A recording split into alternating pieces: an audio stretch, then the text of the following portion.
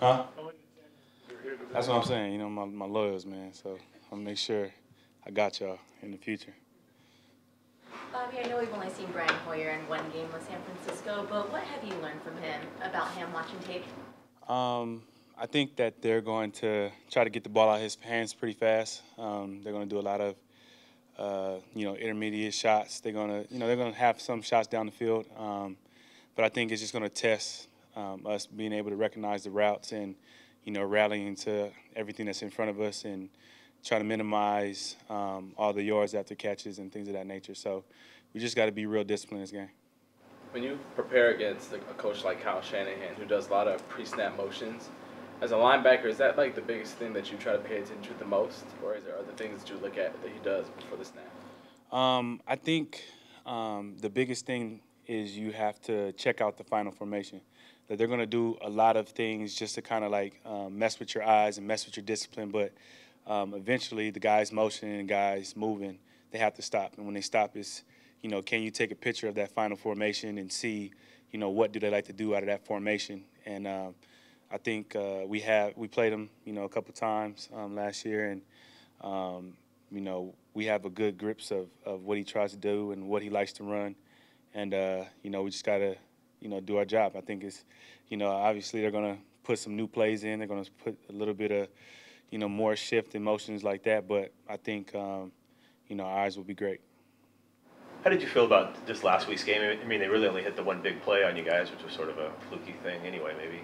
Yeah, I felt like defensively, for the first go out, we did pretty well. We were able to, kind of, they didn't score in the first half, and like you said, a lot of the things that they got, it was, kind of put in a tough situation, whether it was, being on the 5 and kind of catching us off guard, substituting. But I feel like we did pretty good. I always feel like there's room for improvements, areas to improve, and we gotta just make sure that we keep points off the board. What did you notice Sheldon Richardson could do for this defense?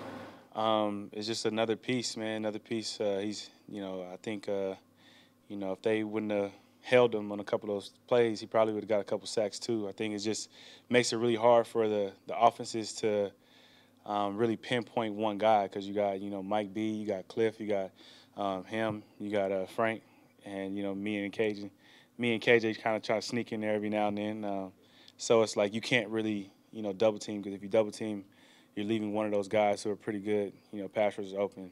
And, just love his energy. When he first came in here, he just, he fit right in, was talking trash just like we talk trash, and it was just fun.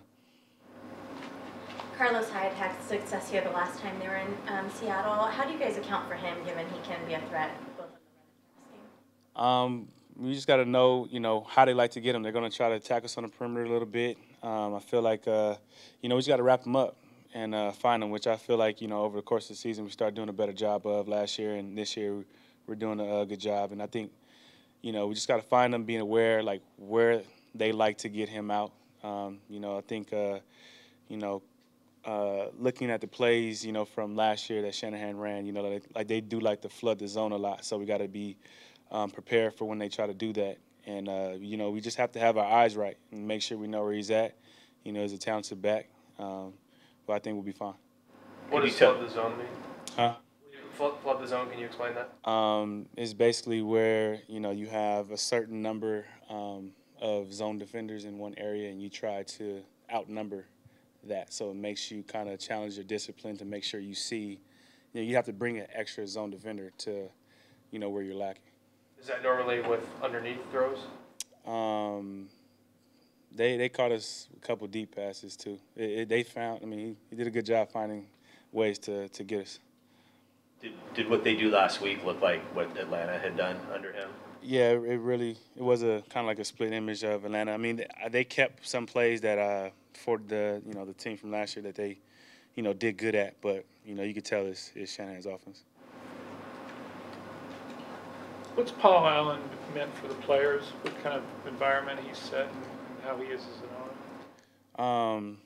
owner? He's meant a lot, man. I think I think it's really big when you have someone that allows you to be yourself, and allows he's been able to create a fun environment that makes you Excited to come to work, excited to be around the guys that's in here, because a lot of the guys in the building are, whether from the first floor to the third, they're very genuine, humble human beings. And when you're surrounded by, guys like that, you just want to work harder for everybody in the building, no matter who it is, whether it's the janitor or, people upstairs making business decisions. And it's just a great environment to be a part of. And I feel like he's kind of, let Pete and John kind of create that atmosphere. As well as, he shows his face at every home game, and, he interacts with us as well. So it's been a pretty good environment being here. I know it's been a few years, but do you remember what that experience was like for you stepping out onto the field at CenturyLink for the first time in the regular season? First time in the regular season, yes. I do remember it very vividly, because I almost didn't step out in the field. The first time I was about to go on the field, I think I got like a quad contusion, and so the trainers were trying to make me wear this big, huge thigh pad to cover up, and I didn't want to wear it. And so Coach Norton basically told me if I didn't wear it, I wasn't playing. So I put the pad on, and I ran out there. I still have a picture from it. It's the ugliest picture ever. So definitely remember that day. But it was fun. It was, after all that, it was fun. I think the first play I hit Richard on accident. He'll tell you that. And, once you got the jitters out and you heard the crowd and fed off the energy, it was pretty fun. What was that crowd like? It was incredible. I went from, maybe 20,000 fans to 70,000. So it was a lot louder than it was at Utah State. How long did you keep the pad on? That game. Huh? I mean, I might have snuck it out at halftime, but, nobody's really paying attention by that time. But don't tell them I did that. Keep it in this room. Yeah, just keep it in the group of 8 people. Anything else, guys? Thank you, sir. We're good. Appreciate you guys.